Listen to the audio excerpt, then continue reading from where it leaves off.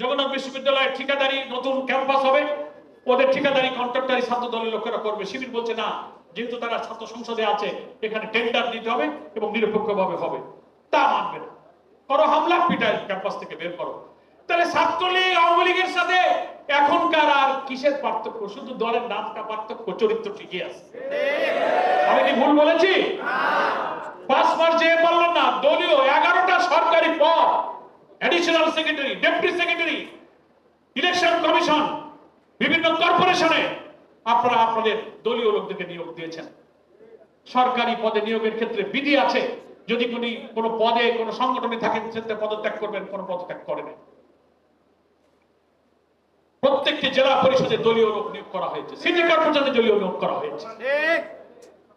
উন্নয়ন কর্তৃপক্ষ আছে 8টা বাংলাদেশে, সেখানে সব বিএনপির তমক সভাপতি সব দেওয়া হয়েছে। আর টাকা পয়সা, টেন্ডার, কাজের লুটপাটের বড় বাজার তারা বসে গেছে। এখন সব ভাগ বাটোয়ারা, লুটপাট চলবে সব নিজেদের মধ্যে। আমার কথাটা আমি বুঝাইতে পারছি? এটা হচ্ছে রাজনীতির এক দুরারোগ্য ব্যাধি।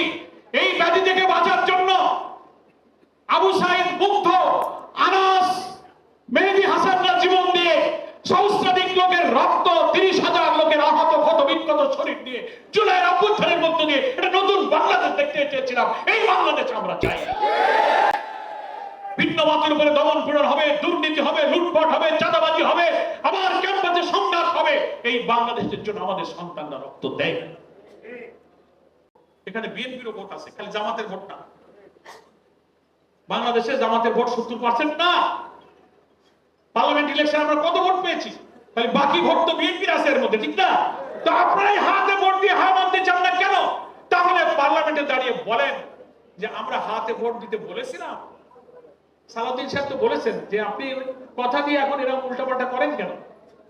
গণভোট তো আপনাদের প্রস্তাব ছিল। বলে হ্যাঁ, আমরা মেনে নিছি এই জন্য,